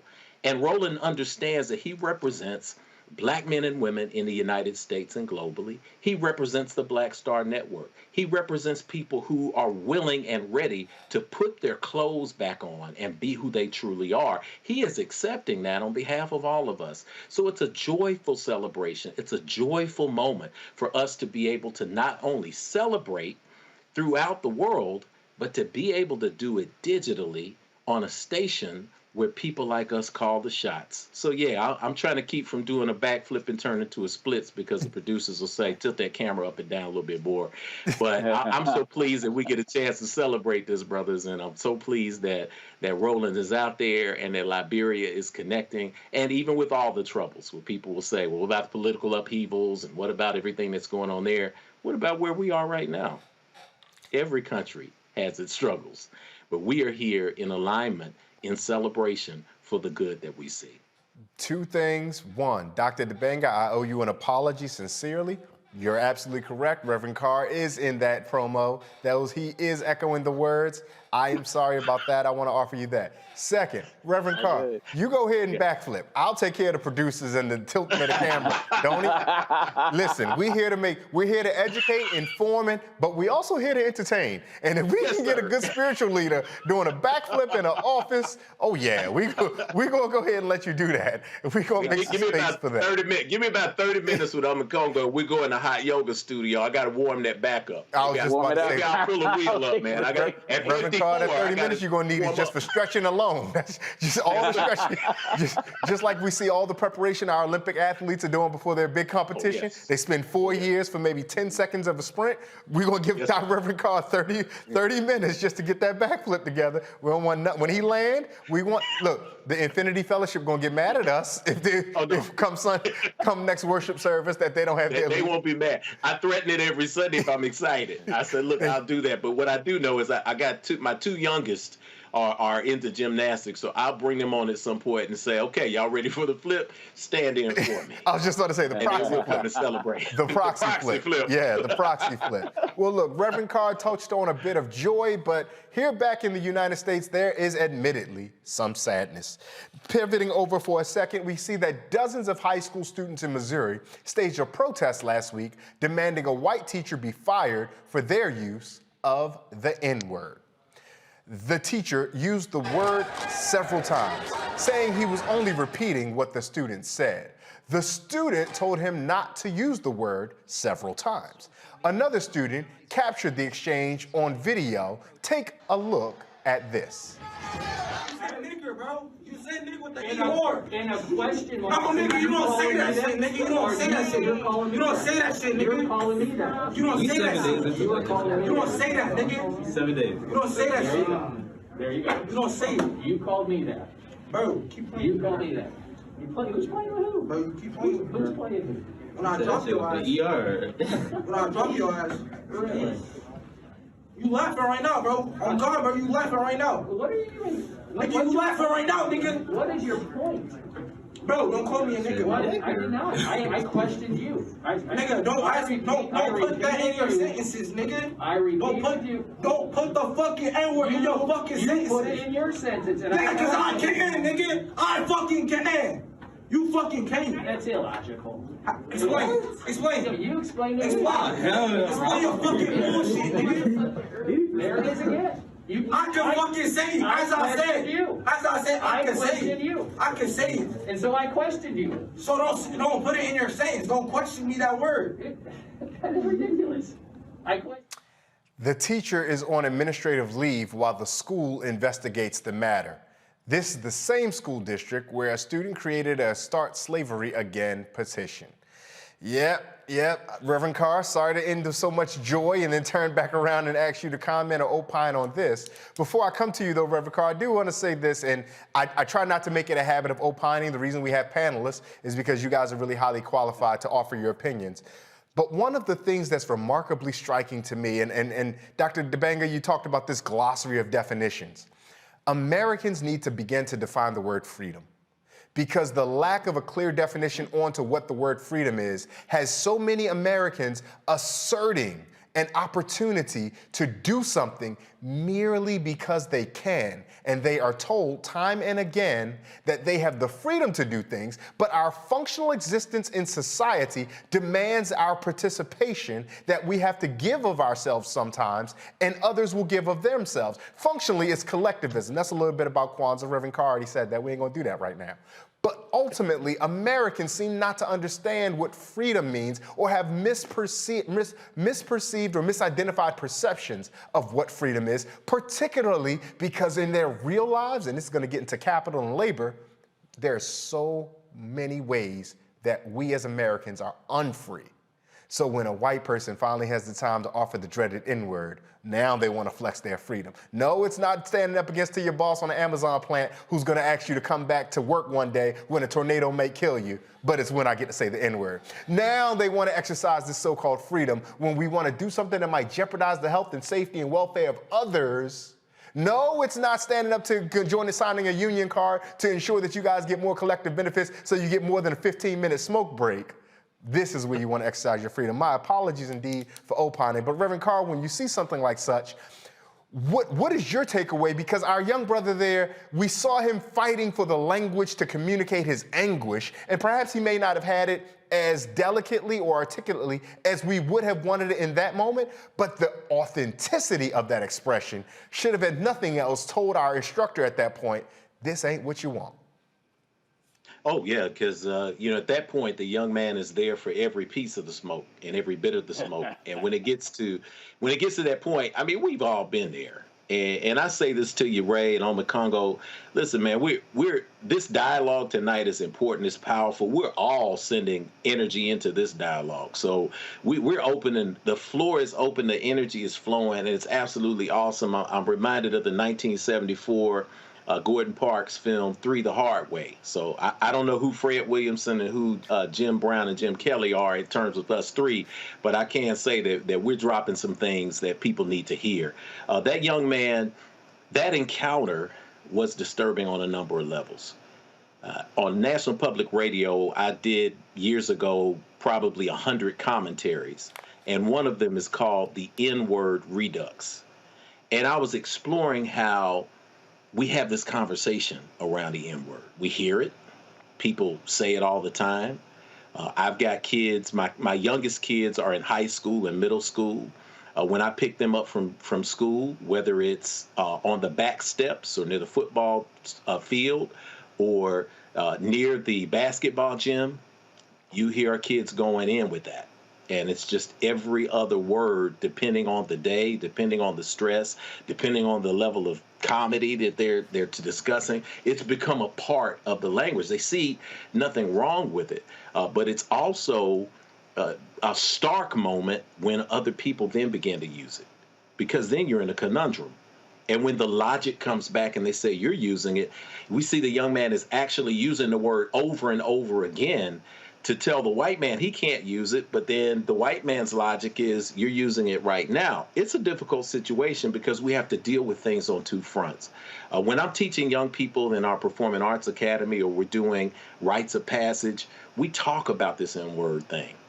It's interesting because we use N-word so much to replace the actual word that younger kids say, what is the N-word? What are you saying when you say the N-word? So we have to almost use the word to say that this is why we're not using it. So that's how many contradictions there are with this piece. When I look at this situation, when I look at this interaction here, it took me back to an experience I had in high school. And I always say, when you look at me now, I tell everybody, you're seeing a work in progress, but I am surely not where I used to be. I'm not the kid in high school who was playing around, making straight Fs. I'm not the kid who was section leader in the choir, drum major of the band, all of those wonderful things when I did get myself together. But there were important moments at that crossroads. One of them was when I got expelled from high school. I got kicked out of high school 2 weeks before graduation. And if you haven't figured it out, I'm kind of the experiential, off the beaten path member of the family. So when I got kicked out of school, I had a white principal who everyone loved and everyone thought was the greatest benefactor of children in the world. And I remember at the disciplinary hearing, I had an opportunity to get into school. And she came to my parents and she said, your brother, your sister, your daughter, your son, they have just been awesome. They have been an asset to this school. So if they ask me my recommendation, which the board rarely does, I'm going to recommend that Jeffrey be allowed to get back into school, finish his final exams, and be able to graduate with his class just because he did turn his life around and he's done some good things. 15 minutes later, we went into that hearing at that Board of Education. They turned to that principal and asked what her recommendation was. And she said, I recommend that you put him out of school, and if there's any way we can prosecute him to the fullest extent of the law, that's what I recommend. It was as if someone poured scalding hot water on my face. It was a rude awakening, as my father would say. But in that moment, it was the moment that I decided that I was not going to waste my life, that I was going to devote my life to not only uplifting my community, but also making a mark in the world, to not just report on the news, but to create the news and to stand proud and strong. That's what I saw coming out of this exchange with this young man. I think there needed to be a reality moment, and with young people, there needs to be that reality moment where you recognize this is real. How do I work out my contradictions? How do I now stop being flippant about the use of the language that I have? How do I stop being flippant about allowing things to happen to me as opposed to being the cause of what my destiny should be? This is a moment, it's a teaching moment for all of us, regardless. We hadn't seen anything new. We know teachers have been doing this both in the teacher's lounge and in front of us for about 400 years. But hopefully for this young man and for other people who will feel this anger, it gives them that crossroads moment where they make the decision to move forward with their life and take control of their destiny too. Dr. Dibanga, I want to think about that contradiction that Reverend Carr told us about, because I think that youthful expression, that youthful experience, life demands tension sometimes, and sometimes we need this hostility and tension to answer some of the contradictions that we face in life, particularly as young people. The story obviously starting around the use of the N-word in Missouri, but it feels like, particularly with you two, you guys we're qualified here to have larger philosophical conversation about this, which is, so Dr. Dibanga, where do you see the role or the purpose of the creative tension in young people and all of our lives to help us resolve various contradictions we live with? Well, I think that Dr. Cornel West said it best when he said, you know, Black rage cannot be destroyed or contained. It can only be redirected. And when you see the rage in that young man, he didn't know where to place his anger. And in that situation with the teacher and the student, it was a situation of the uneducated leading the uneducated, because the teacher clearly didn't understand what that student thought was the nuance between the A versus ER. But I'm going to keep it real. We as Black people need to stop using that word, at the very least publicly. And I'm talking about in the music, I'm talking about in everything. Every group has these types of slurs in their culture, but they keep it internal, which is why we saw what happened with Michael Jackson when he made They Don't Care About Us, and he had that Jewish slur in there, even though Michael Jackson was like the most anti-racist person we knew, right? But he had to take that song out and completely redo it because it had that Jewish slur, even though he was using it as a statement against racism. But with us, we feel comfortable throwing it out there for everybody to hear, and we try to make a difference between the A and the ER. I don't make a distinction. And I know Tupac said it means never ignorant, getting goals accomplished, but then on the next song, you're talking about killing them. So, anybody who you call that N-word. So that contradiction, I'm not feeling it. But that young man, he doesn't know that history. We, as the older people in our community, we have let our young people down to just basically synthesize it into something that they can say versus we can't, but we haven't given them the real history of it. And I tell my white students, I'm like, you all who come in here and y'all just say the term N-word, the N-word itself is actually worse than the real word on some levels, because you say N-word and you feel like you're absolved of living in a society that treats us like the real word every single day. But just because you said N-word, you think that you've done your part. So really, at the end of the day, we got to understand that our young people, they need real education on this. My sister has a dance company, and we take students all around the world every summer. We took some students from the hood of Boston, Roxbury, Massachusetts, other parts, to South Africa. And we had a conversation with the kids, and they talked about how they let their white friends call them that. Then the next day, we went to the Apartheid Museum, and there were white students from South Africa in there who harassed my Black kids all around the museum, calling them names and dogs and all of this type of stuff. When they got outside, my kids tried to rush them. We had to hold them back. When they got home back to the hotel, they said, now we know. Now we know not to use that word again, not to let anybody else call us that again, especially outside the race. When are we as the adults, regardless of whether you think using the word is fine, going to pull our kids and educate them about the use of this? Because he couldn't even find the word. He couldn't even stop saying it. He was so enraged. But the premise of what he was saying is wrong. So we got to snatch up our kids. Maybe we got to snatch up ourselves first, Ray, and have this real conversation, because I feel like we got to, the teacher's wrong. all of the consequences he needs to get, not absolved at all. And that's why people like our cultural architect, Dr. Brown, and I do this type of work in our schools, right? But we need to do some community building to pull our kids aside, because like Reverend Carr said, he's seeing it in the playgrounds and in the backyards and the schools and stuff, to let them know the history. The English language is beautiful enough that we can find other words to use as terms of endearment. Dr. Dibanga, and I hate to box you both in with this with only about a minute and a half, 2 minutes to go. If I respond, though, that every group has in-group communication and every group every out-group understands how that in-group communication is policed and works. There's an adage that's on a TikTok or whatever, it was a little song, you doing a good job. You doing a good job. And there's a word there that in a community of women, they would sing with each other. But the three of us know better not to say. We can still enjoy the song and go, we're doing a good job. So what then do you say about why don't black people get the same space to have in-group communication in the same way we acknowledge other people do, but just because some people use that word and weaponize it against us, now we're offering that we have to not only police our young people, but police our speech for the convenience of someone else. How would you, Dr. Dibanga, respond to that? Well, I would say it's not about policing. I would say it's just about educating. And it's like KRS once said, that mic you speak through goes from here to Mogadishu, and how you represent us is the issue. I've been in some of these countries where people are greeting me by that as soon as they hear my accent. And so my thing is not about policing, it's about educating people on what the proper terminology is, and can we come up with other terms, hockey, brother, sister, to use different words, because I don't believe in policing. I just believe at the end of the day, we need to teach ourselves the true history. And I believe that when we're fully exposed to it, none of the kids would even want to use the word.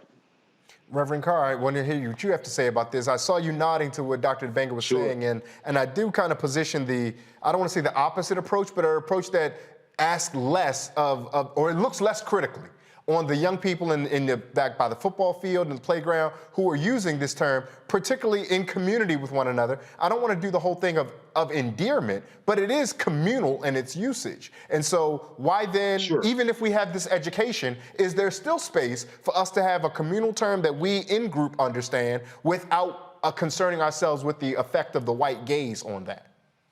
You know what? I'm going to say something. Everybody may not agree with this, and it's okay, because Bella Geesia Howell has a quote that I use all the time, and I accentuate the end. But it says, never explain yourself. Your enemies, never explain yourself. Your friends won't ask you to. Your enemies won't believe you anyway.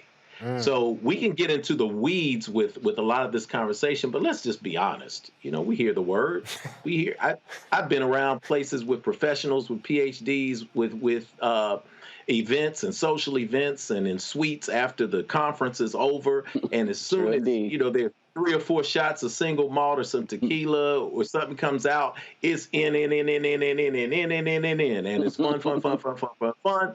However, because of education, as Brother Omikongo said, we tend to know when not to use it.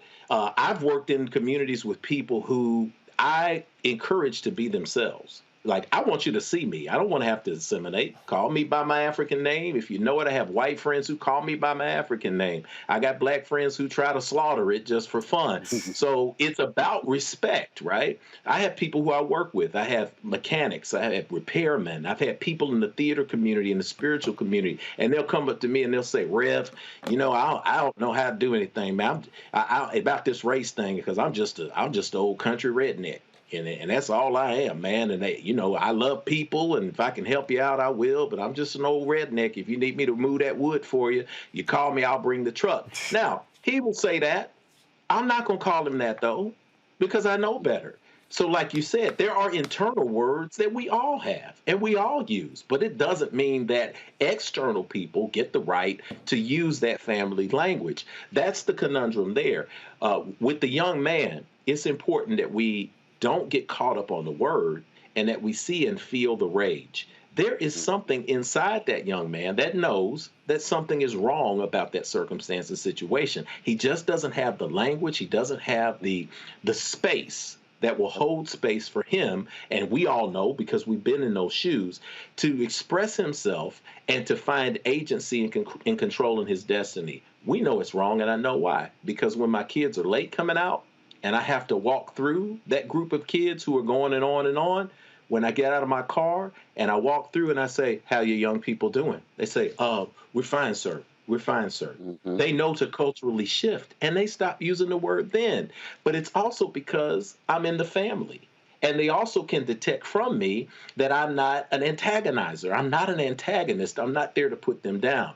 This is an opportunity for each and every one of us, whether we're running a ministry, whether we're running a business, whether we're running a program, whether we're running an institution or a network, to always be mindful to bring our young brothers and sisters in when we can and be there for them. Be there for them in our families, be there in our institutions and our communities, because without the guidance, they don't have a way to make that transformative crossroads choice that we all did when we were at that age, to say, how do I channel this rage into putting a down payment on my freedom? And I think if anything else, if we take that with us from this moment that we witnessed, then we're going to see another level of success for our young people who are out there and need us. And it's lucky, and we're lucky that they have people like people who watch this program who are invested in making sure that we're not just getting ours, but the future is getting theirs. And even after all of my logic and my theory, I add in an MF, so you ignorant N-words hear me. Hear me. Yes. Come on. Miss Lauren Hill. Yes, Reverend Jeff Carr, founder of the Infinity Fellowship, thank you so much. Dr. Omokongo Dibenga, professorial lecturer, School of International Service. I'm telling you what, they're going to fire me for getting these folks' titles wrong. We got some important, well-to-do Negroes out here, and I am bashing their titles. Dr. Dibenga, thank you so much. Reverend Carr, it's always a pleasure. Thank you, guys. Thank you both. And before we go, here's a reminder for you. HBCU juniors or seniors, that's a shout out to all my Howard folks, my Bowie State, UMES, Morgan State, Coppin State, had to put on for Baltimore one time.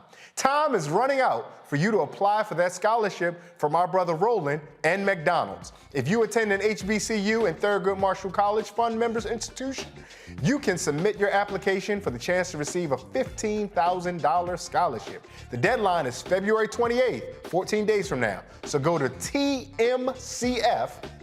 Again, that's tmcf.org for details on how to apply. Now, in addition to the free money, scholarship recipients will also have the opportunity to engage with McDonald's executives working within their respective fields of study.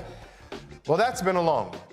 And that does it for us here at Roland Martin Unfiltered. I want to thank all of our guests, our panelists, Dr. Omokongo Dibenga, Reverend Jeff Carr, and we want to send a special get well soon, send love, vibes, and vibrations to our dear sister, Dr. Julianne Malveaux. And I want to thank all the production staff for help putting together a fantastic show that was informative and, above all, entertaining. We wish Roland well over in Liberia. I'll be joining with us later this week, but you make sure that you stay tuned. And in parting, let us remember the words of the Yoruba proverb, that if we stand tall, it is because we stand on the backs of those who came before us. God bless. Good night.